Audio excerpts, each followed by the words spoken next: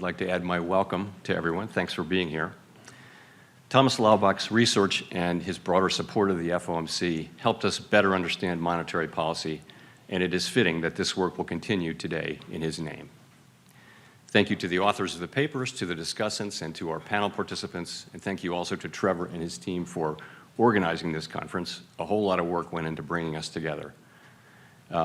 As in our last review, the 2025 review consists of three key elements: this conference, Fed Listens events at the reserve banks around the country, and policymaker discussions and deliberations supported by staff analysis at a series of FOMC meetings.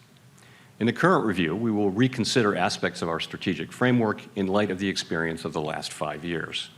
We will also consider possible enhancements to the committee's policy communication tools regarding forecasts, uncertainty, and risks. In 2012, the FOMC first codified our monetary policy framework in a document entitled the Statement on Longer-Run Goals and Monetary Policy Strategy, which we refer to as the Consensus Statement. The language in the opening paragraph, which has never changed, articulates our commitment to fulfilling our congressional mandate and to explaining clearly what we're doing and why. That clarity reduces uncertainty, improves the effectiveness of our policy, and enhances transparency and accountability. As chair, Ben Bernanke led the committee through the creation of that initial consensus statement, adopting a 2% inflation target and outlining our approach to achieving our congressionally assigned dual mandate. The framework laid out in that document broadly aligned with best practices for a flexible inflation targeting central bank.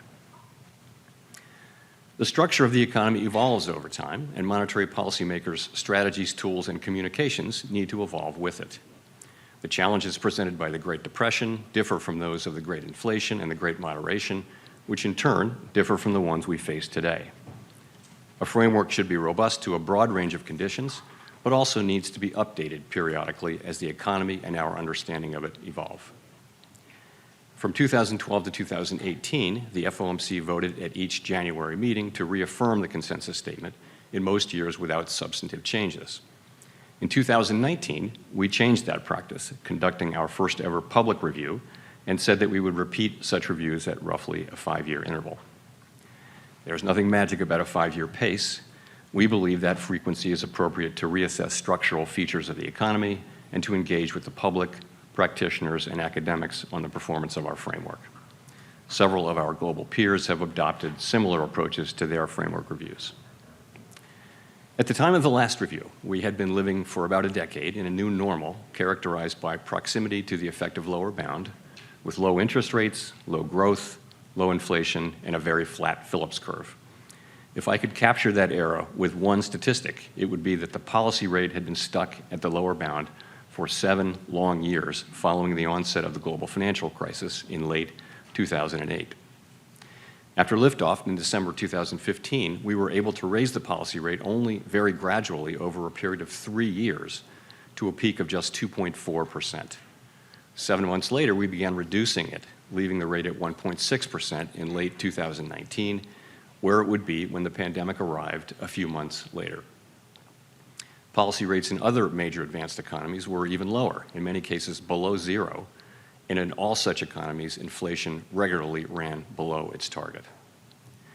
The sense at that time was that when the economy next experienced even a mild downturn, we would be right back at the lower bound, probably for another extended period.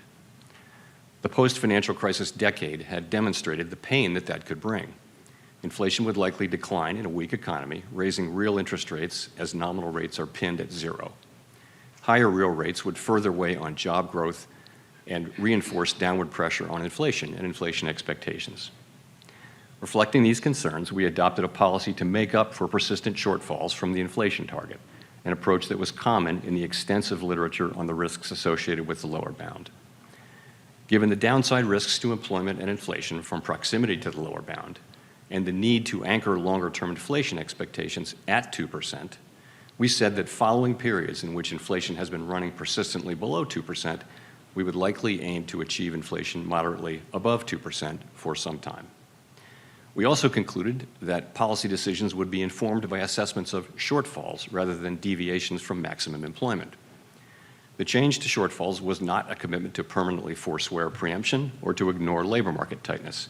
Rather, it signaled that apparent labor market tightness would not, in isolation, be enough to trigger a policy response, unless the committee believed that, if left unchecked, it would lead to unwelcome inflationary pressure.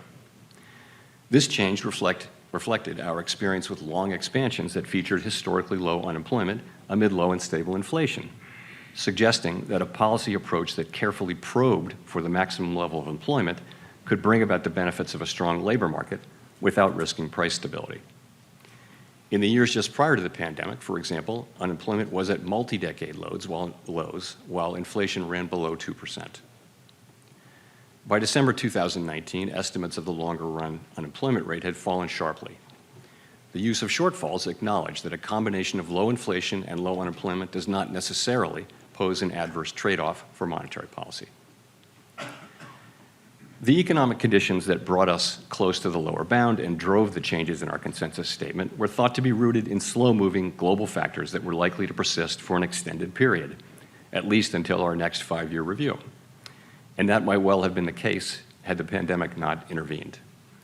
The idea of an intentional moderate overshoot proved irrelevant to our policy discussions and has remained so through today. There was nothing intentional or moderate about the global inflation that arrived a few months after we announced our changes to the consensus statement, and I acknowledged as much publicly in December 2021. We fell back on the rest of the framework, which called for traditional inflation targeting. Through the end of 2021, FOMC participants continued to forecast that inflation was likely to subside fairly quickly in 2022, with only a moderate increase in our policy rate. That projection was consistent with other central banks with different frameworks and the vast majority of forecasters. When the evidence showed otherwise, we hiked 525 basis points over a period of 16 months. The most recent data suggests that 12-month PCE inflation was 2.2% in April, far below its 7.2% peak in 2022. And in a welcome and historically unusual result, as this room knows, this disinflation has come without the sharp increase in unemployment that has often accompanied a campaign of rate hikes to reduce inflation. The economic environment has changed significantly since 2020, and our review will reflect our assessment of those changes. Longer-term interest rates are a good deal higher now, driven largely by real rates, given the stability of longer-term inflation expectations. Many estimates of the longer-run level of the policy rate have risen, including those in the Summary of Economic Projections. Higher real rates may also reflect the possibility that inflation could be more volatile going forward than during the inter-crisis period of the 2010s. We may be entering a period of more frequent and potentially more persistent supply shocks, a difficult challenge for the economy and for central banks. While our policy rate is currently well above the lower bound, in recent decades we have cut the rate by about 500 basis points when the economy is in recession. Although getting stuck at the lower bound is no longer the base case, it is only prudent that the framework continue to address that risk. While the framework must evolve, some elements of it are timeless. Policymakers emerged from the Great Inflation with a clear understanding that it was essential to anchor inflation expectations at an appropriately low level. During the Great Moderation, well-anchored inflation expectations allowed us to provide policy support to employment without risking destabilizing inflation. Since the Great Inflation, the U.S. economy has had 3 of its 4 longest expansions on record. Anchored expectations played a key role in facilitating these expansions. More recently, without that anchor, it would not have been possible to achieve a roughly 5 percentage point disinflation without a spike in unemployment. Keeping longer-run inflation expectations anchored was a driving force behind establishing the 2% target in the 2012 framework. Maintaining that anchor was a major consideration behind the changes in 2020. Anchored expectations are critical to everything we do, and we remain fully committed to the 2% target today. In the current review, the committee is engaged in discussions about what we have learned from the experience of the past 5 years. We plan to complete consideration of specific changes to the consensus statement in coming months. We're paying particular attention to the 2020 changes as we consider discrete but important updates reflecting what we have learned about the economy and the way those changes were interpreted by the public. In our discussions so far, participants have indicated that they thought it would be appropriate to reconsider the language around shortfalls. And at our meeting last week, we had a similar take on average inflation targeting. We will ensure that our new consensus statement is robust to a wide range of economic environments and developments. In addition to revising the consensus statement, we will also consider potential enhancements to our formal policy communications, particularly regarding the role of forecasts and uncertainty. As we have been reviewing assessments of the 2020 framework and of policy decisions in recent years, a common observation is the need for clear communications as complex events unfold. While academics and market participants generally have viewed the FOMC communications as effective, there is always room for improvement. Indeed, clear communication is an issue even in relatively placid times. A critical question is how to foster a broader understanding of the uncertainty that the economy generally faces. In periods with larger, more frequent, or more disparate shocks, effective communication requires that we convey the uncertainty that surrounds our understanding of the economy and the outlook. We will examine ways to improve along that dimension as we move forward. So let me end by saying thank you again for being here. We've been looking forward to this. All of us have been looking forward to being with you today and having these conversations that will occur over the next 2 days. These discussions will help broaden and deepen our thinking about these issues, and they're critical to the success of these reviews. Thank you very much.